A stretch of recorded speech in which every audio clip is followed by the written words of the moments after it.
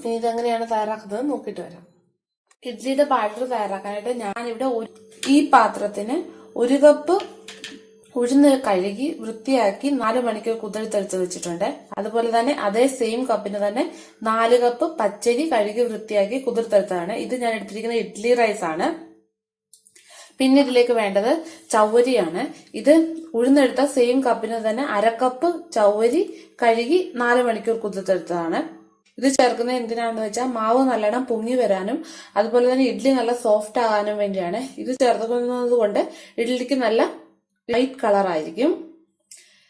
ഇനി ഇതെല്ലാം കൂടി നല്ലോണം നമുക്കൊന്ന് അരച്ചെടുക്കണം. ആദ്യം നമുക്ക് എടുത്തു വെച്ചിരിക്കുന്ന ഉഴുന്ന് നല്ലോണം അരച്ചെടുക്കാം. ഇതിലേക്ക് അരയ്ക്കാൻ ആവശ്യമായിട്ടുള്ള വെള്ളം കൂടി ചേർത്ത് കൊടുക്കാം. ഇത് നല്ലോണം അരച്ചെടുത്തിട്ട് വരാം. ഉഴുന്ന് നല്ലോണം അരച്ചെടുത്തിട്ടുണ്ട്. ഇനി ഇത് നമുക്ക് വേറൊരു പാത്രത്തിലേക്ക് ഇനി നമുക്ക് എടുത്തു വെച്ചിരിക്കുന്ന പച്ചരിയും ചവ്വരിയും അരച്ചെടുക്കാം.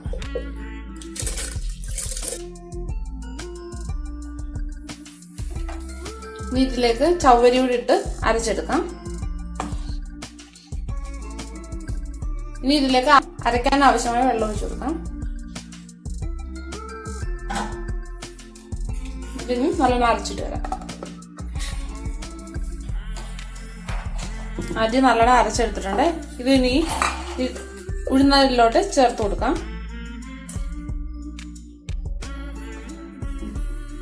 ഇനി ഈ മാവിലോട്ട് ആവശ്യത്തിന് ഉപ്പ് ചേർത്ത് കൊടുക്കാം.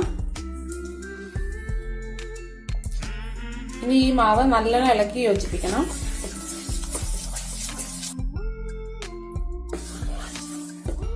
മിക്സിയിൽ മാവ് അരയ്ക്കുമ്പോൾ ഒരു കാര്യം എപ്പോഴും ശ്രദ്ധിക്കണം, മാവ് ചൂടായി പോകരുത്. അതിനായിട്ട് നിർത്തി വേണം മാവ് അരച്ചെടുക്കാൻ.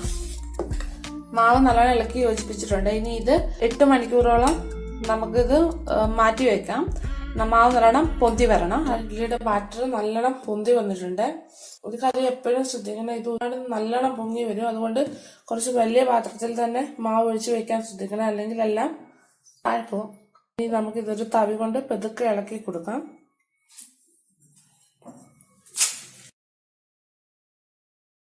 ഇത് ഒരുപാടിട്ട് ഇളക്കേണ്ട ആവശ്യമില്ല. ഇഡ്ലി പുഴുങ്ങാനായിട്ട് ഞാൻ പാത്രത്തിൽ വെള്ളം വെച്ച് തിളച്ച് വന്നിട്ടുണ്ട്. ഇനി ഇത് ഓരോ തട്ടിൽ ഒഴിച്ചു കൊടുക്കാം. ഈ തട്ടിൽ ഞാൻ അപ്ലൈ ചെയ്തതാണ്. ഇനി ഇതിലേക്ക് ഓരോ തവി മാവ് ഒഴിച്ചു കൊടുക്കാം.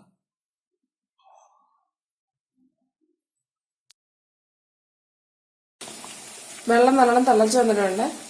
ഇനി ഇഡ്ലിയുടെ ഓരോ തട്ട് നമുക്ക് ഇതിലേക്ക് ഇറക്കി വെക്കാം. എല്ലാ തട്ടും ഇറക്കി വെച്ചിട്ടുണ്ട്. ഇനി ഇത് അടച്ചു വെച്ച് വേവിച്ചെടുക്കാം. ഇഡ്ലി വെന്ത് വന്നിട്ടുണ്ട് നോക്കാം.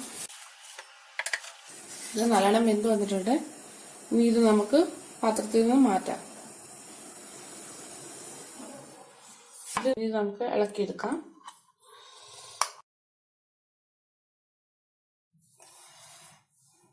നല്ല സോഫ്റ്റ് ഇഡ്ലിയാണ്. എല്ലാവരും ട്രൈ ചെയ്ത് നോക്കണം.